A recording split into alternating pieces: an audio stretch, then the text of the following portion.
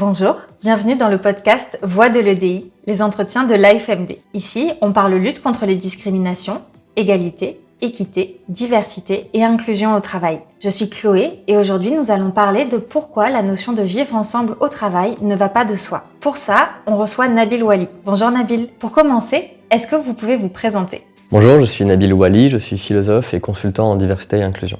Alors, pour commencer, comment est-ce que vous appréhendez la dimension politique des sujets égalité, équité, diversité et inclusion ? Pour résumer, on parle des sujets EDI.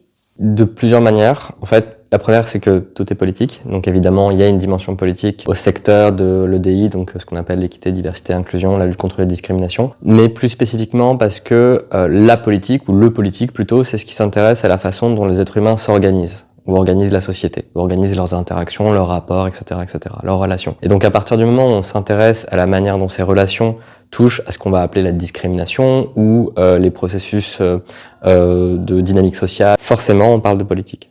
Ok, je vois. Et en quoi est-ce que c'est important de différencier la politique et le politique pour traiter des sujets EDI au travail ?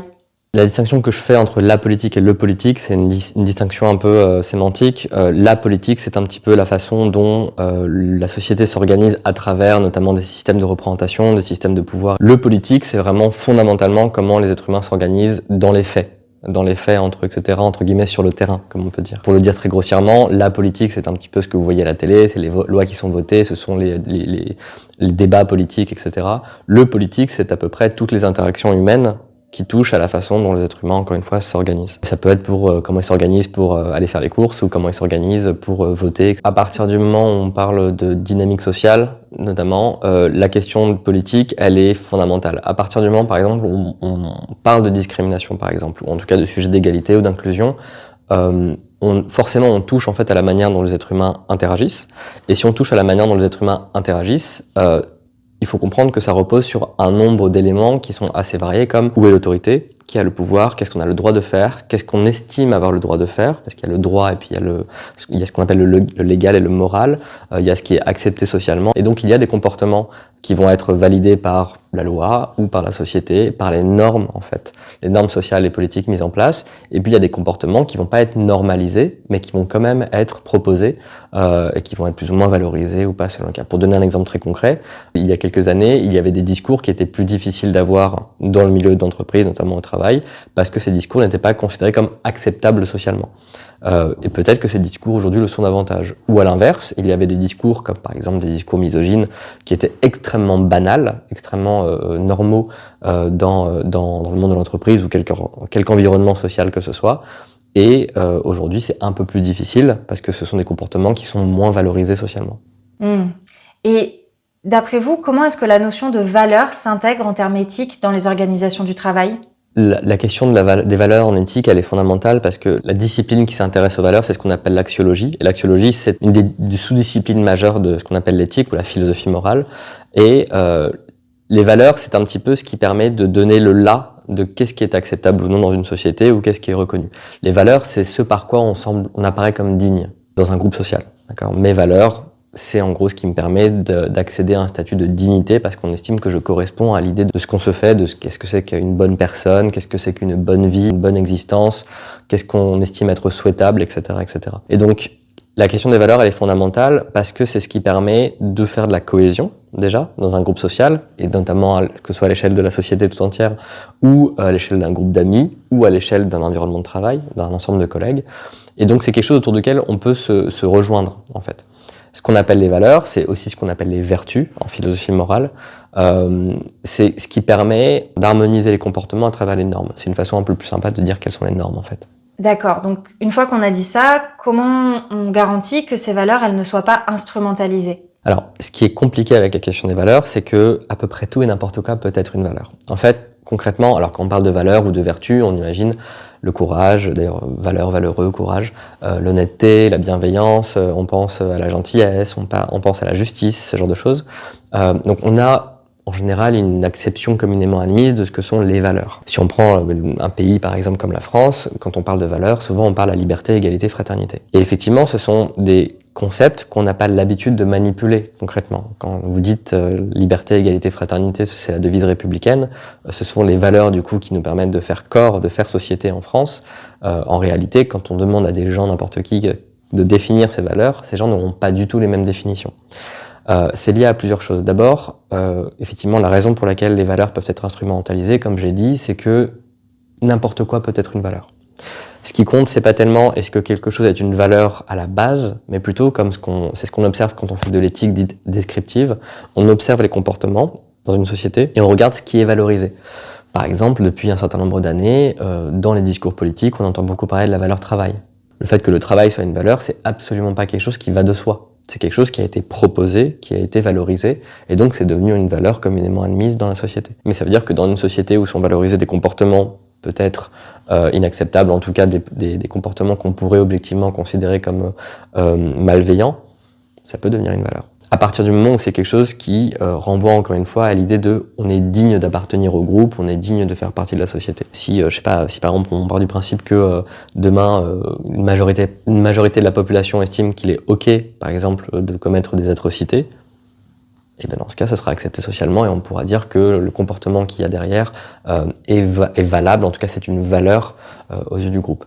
Une autre difficulté liée à la question de l'instrumentalisation des valeurs, c'est que comme je le disais, on ne réfléchit pas souvent en fait à ce que sont les valeurs. Encore une fois, si je demande c'est ce que je fais avec mes étudiants notamment, je leur demande de définir par exemple la justice, j'ai pas une définition de la justice. J'ai autant de définitions de la justice que j'ai d'étudiants ou d'étudiantes. Pourquoi ? Parce que dans nos esprits, le concept de justice, en fait, il est très nuancé par rapport à nos expériences personnelles, par rapport aux connotations qu'on va apporter, par rapport aux expériences de la vie. Et donc, les valeurs, ce sont des choses qui sont très faciles à instrumentaliser dans la mesure où ce ne sont pas des choses qui sont souvent explicitées. Et pour faire tout ça, finalement, comment est-ce qu'on met en mouvement les valeurs au sein d'une organisation ? Une des difficultés que j'observe dans les organisations, notamment celles que j'accompagne, c'est le fait qu'on parle beaucoup de valeurs, on propose des listes de valeurs, mais on propose rarement des systèmes de valeurs. Or, un système de valeurs, c'est pas simplement une liste. Il suffit pas de dire le courage, la justice, la sagesse, la tempérance. On a un système de valeurs. On a un système de valeurs à partir du moment où un ensemble de valeurs sont coordonnées, organisées, agencées entre elles et surtout mises en tension. Et si on prend un système de valeurs comme les vertus cardinales chez Aristote que j'ai cité, courage, justice, sagesse, tempérance, chaque valeur n'a de sens dans ce système que parce qu'elle est organisée par rapport aux autres. La sagesse, c'est le fait de connaître le bien. La justice, c'est le fait d'avoir l'inclination à faire le bien, mais ça suffit pas. Il y a une difficulté à ne pas instrumentaliser les valeurs, justement à faire en sorte qu'elles soient explicites, à partir du moment où on ne systématise pas ces valeurs. Si par exemple une organisation dit nos valeurs c'est l'excellence, le courage, l'honnêteté, très bien. Mais en fait, s'il n'y a pas de mise en tension de ces valeurs les unes envers les autres, on n'est pas sur un système. Et c'est un peu le problème qu'on a avec le système liberté, égalité, fraternité par exemple. On part du principe qu'elles vont de soi, mais on ne réfléchit pas suffisamment aux tensions qu'elles se posent les unes par rapport aux autres. Donc, si je comprends bien, d'après vous, dès qu'on parle de promotion de valeurs, on parle de militantisme ? Oui. À partir du moment où on défend une vision de la société ou de ce que la société devrait être selon nous, on est dans une posture militante. La question, c'est est-ce que cette posture militante, elle est valorisée par la norme ou est-ce qu'elle ne l'est pas ? Souvent, on reproche à des personnes qui vont avoir des postures très,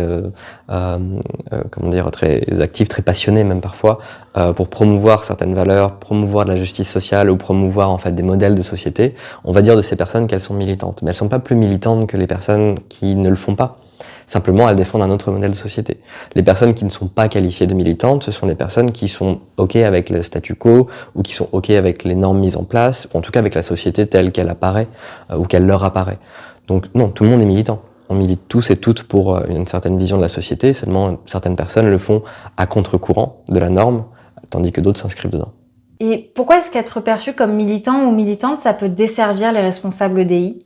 Alors, il y a des explications qui sont assez vastes par rapport à ça. Moi, celle qui me vient le plus spontanément, qui moi me permet de comprendre un petit peu ce phénomène, que j'observe effectivement parce qu'avec mes interlocutrices, parce qu'en général ce sont des femmes qui travaillent sur ces sujets au sein des organisations, leur peur c'est d'être qualifiées effectivement de trop militantes et surtout de ne pas être perçues comme professionnelles dans leur posture. Comme si on pouvait demander à des gens qui luttent contre les discriminations de ne pas faire de politique, en quelque sorte. Parce qu'on a un petit peu cette obsession selon laquelle il ne faut pas faire de politique dans des contextes dits professionnels, alors que tout est politique, bien évidemment.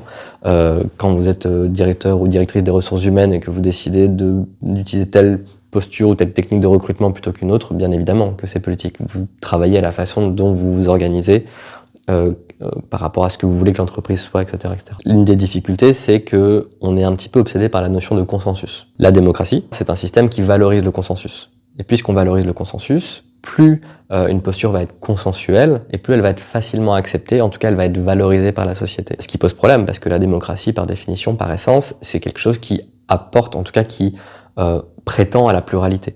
Mais plus vous avez de consensus, et plus il est difficile d'être dans la pluralité, ou en tout cas dans l'altérité par rapport à la norme consensuelle. Et donc c'est un petit peu ce que j'appelle un peu le paradoxe de la vertu du consensus en démocratie. C'est l'idée selon laquelle plus un fonctionnement est démocratique et plus il accepte la pluralité, plus en réalité il va commencer à nier la pluralité pour aller vers du consensus. Et donc quand le consensus, c'est le fait, par exemple, d'avoir des pratiques de ressources humaines ou des pratiques de recrutement ou des pratiques managériales qui vont être dites non inclusives, d'accord, ou discriminantes, quand c'est ça qui est le consensus, ou en tout cas la norme, eh ben vous vous retrouvez forcément à contre-courant par rapport à ça. Et donc, ce qu'on observe dans les organisations, ce sont des stratégies de déguisement, si vous voulez, du militantisme, qui font qu'on va utiliser ce mot-là plutôt que celui-ci. On va parler de discrimination ethnique ou ethno-raciale pour ne pas parler de racisme, parce que le mot racisme me fait peur, il y a quelque chose de peu consensuel là-dedans. Et donc, on va essayer d'habiller un petit peu le langage, le discours, pour être plus facilement perçu, pour être plus accepté, en tout cas pour ne pas braquer les personnes qui défendent soit un autre modèle de société, soit qui considèrent que ce discours, ces dispositions sont trop militantes, alors qu'en réalité elles ne sont pas plus que n'importe quelle autre. Je vois, donc parler d'EDI ou parler de vivre ensemble, pour vous c'est pareil? Qu'on parle de vivre ensemble, qu'on parle de non-discrimination, qu'on parle d'inclusion, on parle en fait de paix sociale ou de justice sociale. On parle d'environnement où les conflits sont gérés, non pas nier, mais gérer de la manière la plus satisfaisante pour l'ensemble du groupe et pour les individus, etc., etc. Donc, pour moi, c'est un raccourci qui fait sens, qui est assez cohérent. Qu'il soit utilisé pour masquer, pour camoufler des projets politiques qui visent la justice sociale, très bien, pourquoi pas. Mais effectivement, ce qu'on appelle le vivre ensemble, c'est aussi une manière un peu consensuelle de parler d'inclusion, de non-discrimination. Et c'est pour ça que c'est pratique, parce que c'est consensuel. C'est très compliqué aujourd'hui de s'inscrire contre le vivre ensemble. Ça se fait, il y a des franges de la population qui le revendiquent, le fait de ne pas vouloir vivre ensemble, mais effectivement le fait que ça s'inscrive dans une stratégie d'habillement du discours pour qu'il soit plus accepté socialement, plus accepté par le management, plus accepté par le monde organisationnel, oui, c'est tout à fait cohérent. Pourquoi est-ce que on peut dire que le vivre ensemble au travail, ça ne va pas de soi ? Alors, ça va pas de soi de parler de vivre ensemble au travail parce qu'on a encore, comme je le disais, une vision du travail qui, encore aujourd'hui, est assez déconnectée du fonctionnement de la vie de tous les jours. On a un peu encore l'impression que le travail, c'est un peu une enclave, si vous voulez, à la fois dans la société, mais aussi dans la façon dont on organise notre vie. D'accord ? Je suis au travail, donc je ne suis pas moi-même. Je ne suis pas la personne que je suis tous les jours, je ne suis pas la personne que je suis dans ma famille, avec mes amis, etc., etc. Et également, il y a cette idée selon laquelle les règles de la société sont particulières, ou en tout cas spécifiques, quand elles s'appliquent à l'environnement de travail. On ne se comporte pas au travail comme on se comporte ailleurs. Mais c'est aussi une notion qui ne va pas de soi, parce que le vivre ensemble, en tant que tel, en tant que concept, ne va pas de soi. Pour ça, il y a plein d'explications. On peut trouver des explications dans la psychologie sociale, dans l'histoire, dans la philosophie, etc. Moi, il y a deux explications qui me plaisent pour expliquer pourquoi est-ce que le vivre ensemble ne va pas de soi. La première, c'est une question de philosophie du langage. C'est quelque chose qui avait été développé notamment par Ludwig Wittgenstein, l'idée selon laquelle nous ne parlons jamais vraiment la même langue. Et parce que nous ne parlons jamais vraiment exactement la même langue, on ne parle pas le même français, on a du mal à se comprendre. Et puisqu'on a du mal à se comprendre, alors on commence à rentrer dans des dynamiques antagonistes, conflictuelles, etc., etc. C'est également une des raisons pour lesquelles on est soumis à des questions existentielles qui peuvent être parfois très démoralisantes, en tout cas très inquiétantes, très anxiogènes, parce que les concepts qu'on a dans nos esprits grâce au langage ne sont pas assez fins, assez développés, et donc notre espèce, entre guillemets, par le langage, c'est un peu condamné en fait à ne pas bien penser les choses. Et c'est ça qui nous provoque en fait des angoisses. C'est une explication philo-linguistique, mais du coup, parce que on ne se comprend pas entre individus, et qu'on n'arrive pas à se mettre d'accord sur les valeurs, qu'est-ce que c'est que la justice, qu'est-ce que c'est que le bien, qu'est-ce que c'est que le souhaitable, etc. Eh ben, on n'arrive pas à être heureux. En tout cas, on n'arrive pas à travailler ensemble. Et c'est évidemment accentué quand non seulement on ne parle pas la même langue, et qu'en plus on rajoute des couches d'altérité avec la culture, avec parfois la spiritualité, parfois juste l'apparence physique, et ben ça devient de plus en plus compliqué de vivre ensemble. La deuxième explication que je trouve assez élégante, c'est une explication qui nous vient d'une anthropologue qui s'appelle Mary Douglas, qui a écrit un essai sur les notions de tabou et de pollution, qui explique en fait que ce que nous on perçoit comme étant sale, au sens le plus conceptuel, le plus stricto sensu, c'est en fait ce qui est l'altérité, c'est-à-dire que ce dont on n'a pas l'habitude, etc., etc. En gros, l'idée, c'est que nous avons, à travers l'enfance, l'éducation, juxtaposé la notion de pureté, de saleté, à la notion de norme et de anorme. Et donc, à partir du moment où quelque chose ne correspond pas aux normes que nous, on a introduites, qu'on a absorbées, entre guillemets, dans lesquelles on se reconnaît, alors ça nous paraît sale. Et c'est une explication qui permet de bien comprendre pourquoi est-ce que certaines personnes ont du mal, en fait, avec l'altérité. L'homophobie s'exprime parfois par du dégoût. Quelque chose qui s'exprime même physiquement, d'accord ? On peut retrouver évidemment ce dégoût dans d'autres formes de crainte de l'altérité ou d'xénophobie, mais je trouve que dans l'exemple de l'homophobie, c'est assez parlant. Et donc, c'est très difficile de valoriser du vivre ensemble quand les personnes avec lesquelles on est censé vivre nous dégoûtent, au sens vraiment le plus fort du terme. Ok, donc finalement, quelles sont les conditions à la mise en œuvre du vivre ensemble au travail ? Déjà, le fait de se poser des questions de qu'est-ce que c'est que les valeurs, autour de quoi est-ce qu'on fait projet. Par exemple, c'est vrai que quand on a des amis, par exemple, le groupe social se justifie par le fait qu'on a des activités en commun, le fait qu'on ait des valeurs en commun, qu'on ait des expériences en commun, etc., etc. Dans le cas du travail, c'est un peu plus particulier parce que on est réunis autour d'un projet, en général. D'accord ? Et ce projet ne porte pas forcément en lui, de manière très explicite, un ensemble de valeurs. D'accord ? Et donc, il faut réussir, au travail en tout cas, à proposer une sorte d'explication supplémentaire au fait que les gens vivent ensemble.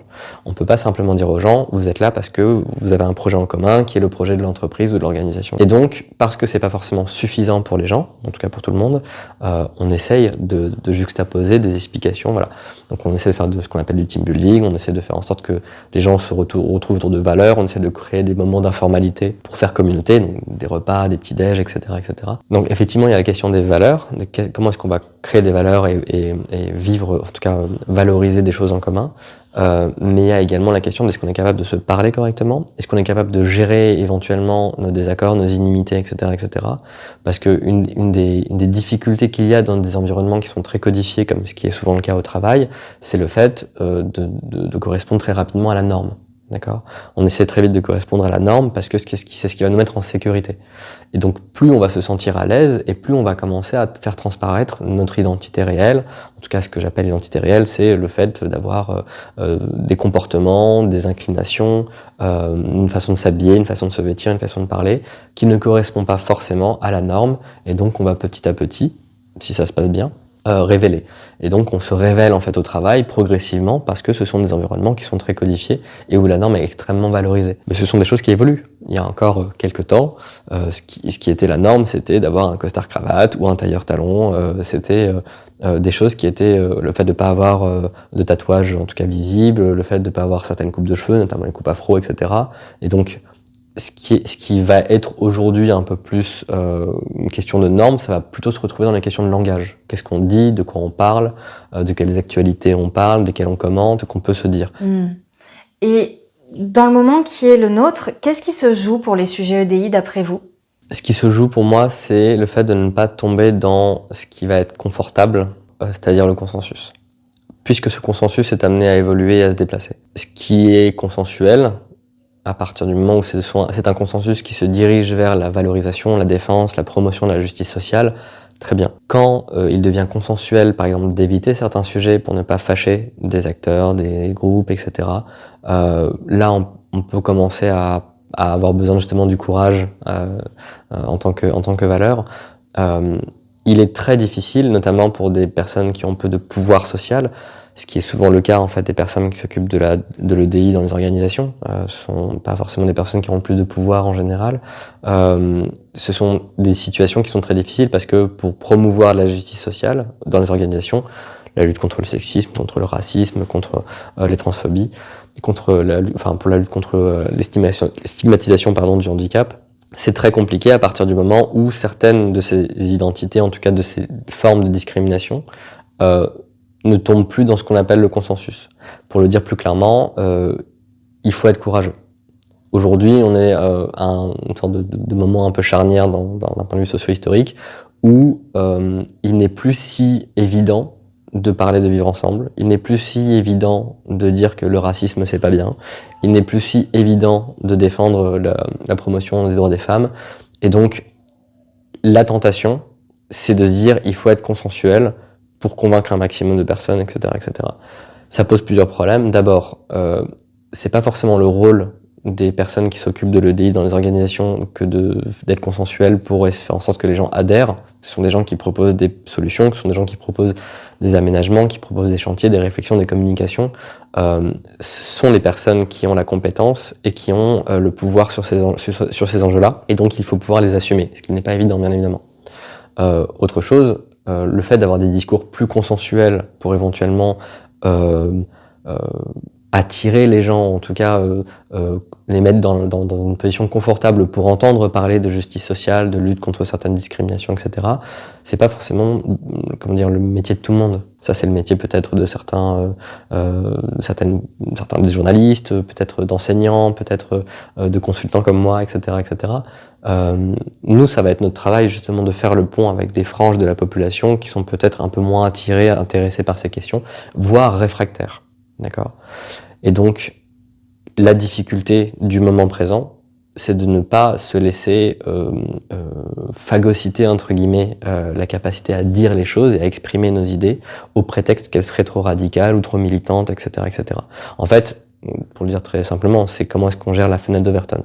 C'est-à-dire, est-ce que on part du principe que parce que dans la société, certaines idées sont plus acceptables, il faut correspondre à ces idées pour être audible.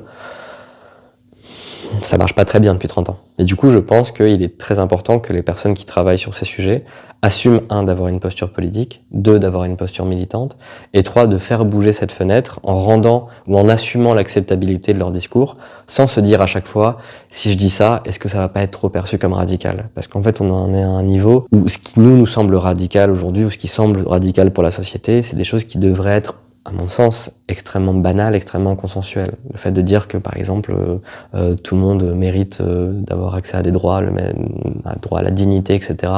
Le fait que ce n'est pas OK d'insulter des populations à longueur de journée sur des plateaux télé, ça ne devrait pas être radical, en fait. Je vois, merci, c'est super intéressant. Pour finir, quelles sont vos recommandations pour aller plus loin sur ces sujets, si vous deviez inspirer les personnes qui nous écoutent ?